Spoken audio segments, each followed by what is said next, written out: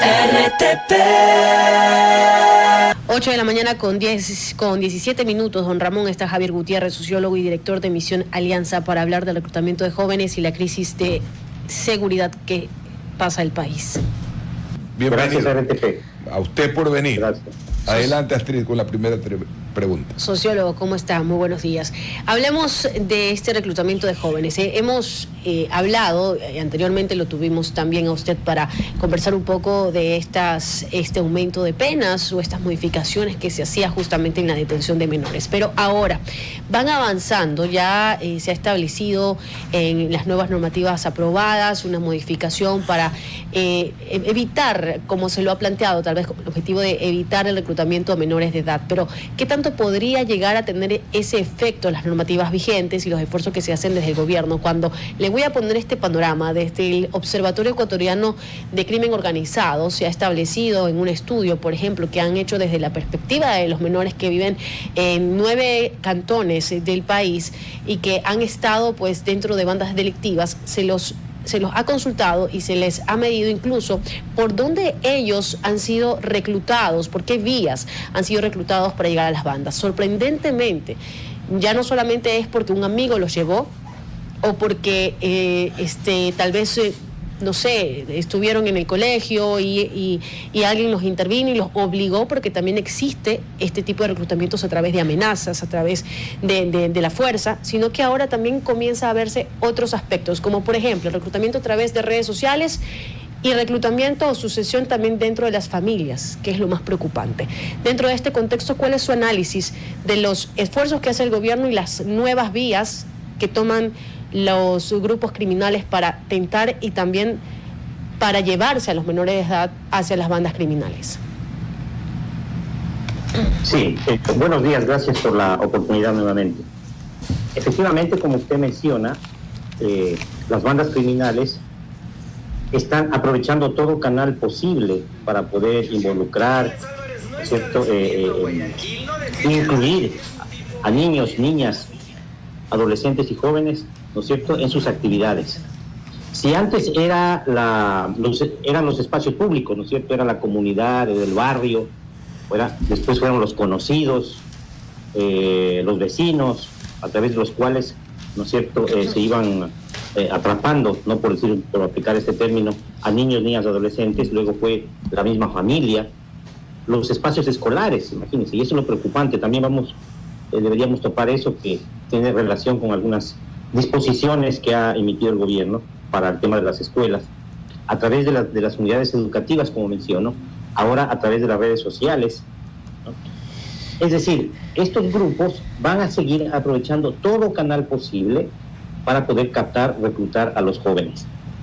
Lo que una norma disponga, lo que una disposición del gobierno disponga, va a tener poco efecto si es que no consideramos varios elementos y nos concentramos únicamente en la actuación, digamos así, de los grupos criminales o el temor que se podría generar en los niños y jóvenes al aplicar estas nuevas normas. Y no es así. O sea, a los grupos criminales buscan cualquier manera de poder filtrarse en los canales posibles que existen en la sociedad para poder llegar a los jóvenes y reclutarlos. Entonces, lo que se debería hacer, y un poco tocando la pregunta que usted menciona, a través de las nuevas disposiciones del gobierno, por ejemplo, para crear una mesa interministerial que trabaje para evitar, dice la disposición, para evitar y enfrentar el reclutamiento, es que se consideren justamente mecanismos protectores en todos estos caminos o rutas que tienen los grupos criminales para reclutar a los jóvenes. Es decir, partiendo de la comunidad y del barrio, si en la comunidad y el barrio, ¿cierto?, en el uso de su tiempo libre de estos jóvenes, o jóvenes que están en situación fuera de su sistema escolar, ¿no?, que han desertado de escuela y que están en las calles, debemos entonces trabajar para que hayan actividades que rescaten a esos jóvenes a través de actividades recreativas, extracurriculares, que haya actividades culturales, musicales, etcétera, para hacer contrapeso a lo que hacen los grupos criminales. Si son las familias las mismas que de alguna manera canalizan que sus miembros, sus hijos, vayan, ¿no es cierto?, a estos grupos criminales, debemos trabajar también oportunidades de vida oportunidades y alternativas de vida para estas familias, para estos jóvenes. Alguien preguntaba, ¿y por qué aceptan pasar a las bandas criminales? Porque eso es lo único que tienen de frente. Esa es la única opción, la única alternativa que tienen. Entonces, hay que buscar alternativas que hagan contrapeso a estas intenciones de las bandas criminales. Si son las redes sociales, lo mismo. Si es la escuela, el sistema educativo, lo mismo. Ahí el gobierno también emitió una disposición para trabajar en las escuelas. Nos cuidamos, me parece que se llama esa política, ese programa, ¿no es cierto? Si es a través de los parques, a través de los espacios públicos, hay que intervenir en esas zonas de manera no solamente interministerial, como menciona el gobierno, hay que hacerlo entre todos los actores sociales, porque esa ha sido la forma, la manera en la cual otras ciudades han logrado disminuir el reclutamiento de jóvenes. Es decir, han actuado de manera multisectorial, multiactores entre varias instituciones. Y algo muy importante, amigos, eso hay que considerarlo en el marco de una difícil situación política en la cual los políticos quieren tener evidencias inmediatas, ¿no?, de que algo está sucediendo, y obviamente la sociedad también lo espera así. Pero estos mecanismos de protección, sus efectos sostenidos, duraderos, se los observa luego de 3, 4, 5, 6 años, ¿cierto? Que se sostenga la disminución de los jóvenes que pasan a las bandas criminales. Esto dura años, eso lo han demostrado otras ciudades que han atravesado la misma problemática. No podemos solucionarlo en un mes o 2 meses. Estas han sido políticas que han ido más allá del periodo de un presidente de la República, de un alcalde. Esto ha durado años. ¿Y por qué ha durado años? Porque se sostiene en otras ciudades, se sostiene en pactos sociales y en acuerdos con instituciones y actores que estamos en el territorio. Fíjese, Misión Alianza, tenemos 30 años trabajando en el territorio. ¿Por qué no trabajamos con fundaciones que estamos 30, 20, 10 años en el territorio? Sociólogo, ¿me permite, por favor, profundizar más de esa última parte de su respuesta? Me gustaría saber qué alternativas, pensando ya de manera concreta y también sobre todo desde el ámbito de que la seguridad es algo integral, no realmente es poner una condena y ya, pero qué alternativas se pueden hacer, como usted lo menciona, tanto a mediano como a largo plazo, para justamente tratar de prevenir o al menos ayudar a que las cifras de los adolescentes que entran a bandas criminales disminuyan. ¿Cómo podríamos llegar a hacerlo? Sí, ese es muy buen punto porque justamente se relaciona con lo que mencionaba antes, ¿no? Que la sociedad quiere ver acciones y resultados, ¿no es cierto?, inmediatos. Sí, y efectivamente, digamos, algunos analistas dicen, sí, si bien nosotros debemos pensar en políticas a largo plazo, también debemos poco a poco mostrar evidencias para que las comunidades, los padres de familia, se den cuenta de que se están tomando decisiones y hay actividades en marcha. Y ahí está el primer aspecto de mi respuesta. Debemos poner frente a las familias, en las comunidades, debemos ejecutar, poner en marcha actividades concretas tales como, por ejemplo, campeonatos barriales de fútbol, ¿no? Academias de teatro. Tenemos, por ejemplo, academias de teatro con una universidad, con la Universidad de las Artes, tenemos la Escuela de Teatro de Monte Sinaí. El nivel, digamos, de interés y de entusiasmo que generan estas actividades en los jóvenes es increíble, es increíble. Actividades que articulan a varias organizaciones comunitarias para actividades de refuerzo escolar, por ejemplo, también. Eso ayuda mucho, no solo para el uso del tiempo de los jóvenes durante las tardes o durante el tiempo que están fuera del horario escolar, ¿verdad? Y también ayuda al rendimiento académico. ¿Por qué no organizar una red de lugares, red de organizaciones sociales? Porque hay organizaciones sociales que quieren hacerlo para el refuerzo escolar de estos chicos y estas chicas, ¿cierto? Actividades, por ejemplo, que lo hacíamos años atrás con el Consejo Cantonal de Derechos, hacíamos festivales de cine en barrios populares. Ahora bien, estas actividades deben tener la perspectiva de que sean permanentes para generar una cultura de apropiación de ellos con estas actividades. No son de 3, 4, 5 meses, por un lado. Segundo lado, deben ser, digamos, deben generalizarse en estas zonas vulnerables. Un proyecto de una ONG como nosotros, con una universidad en Monte Sinaí, un proyecto, no tiene la capacidad de incidencia para cambiar la realidad de los jóvenes. Quizás podamos cambiar la vida de los 20 o 30 chicos con los que trabajamos, o 50, pero son miles de jóvenes que están sin opciones a estas actividades.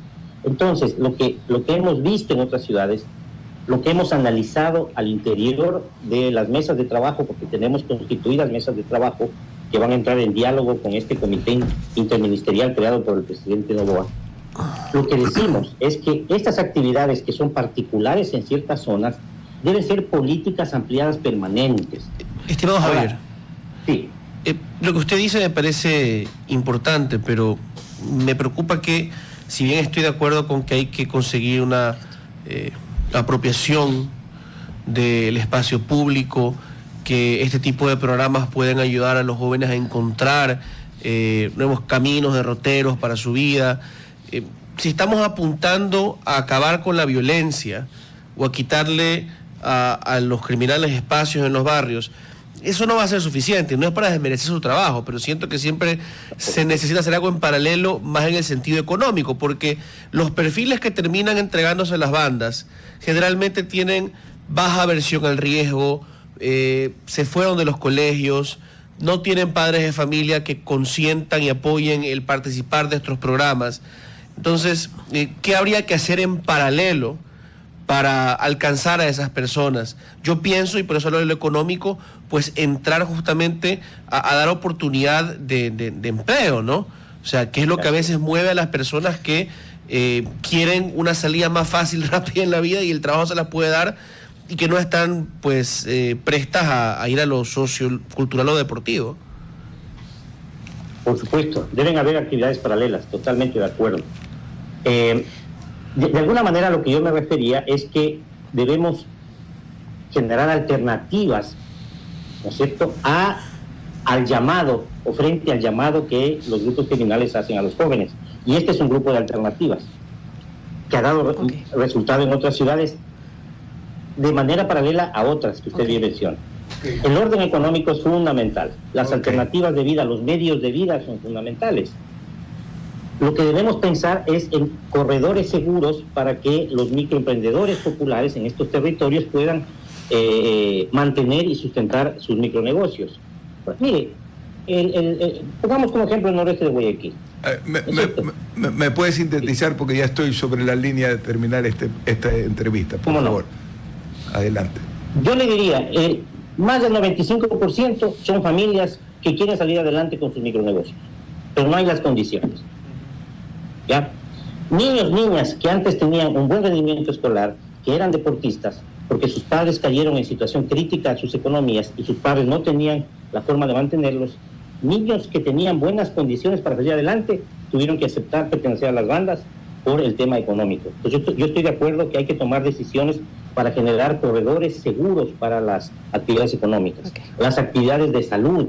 Debemos identificar lugares donde las fundaciones que prestan servicios de salud lo puedan hacer para que obviamente se elimine la situación de desnutrición y otra serie de factores de salud que dificultan a las comunidades. Y tercero, mencionaron el tema de la deserción escolar. Efectivamente, hay que trabajar también de la mano con el Estado y ojalá entre el Estado, el municipio y todos los actores sociales para proteger a las escuelas con rutas seguras. Todo lo que estoy diciendo es comprobado que da resultado en otras ciudades que han logrado disminuir peores niveles de violencia que Guayaquil. Sociólogo, le agradecemos muchísimo por habernos acompañado en la mañana en RTP. Ha sido muy amable por tocar este tema con nosotros y analizarlo. Con mucho gusto. Muy amable. RTP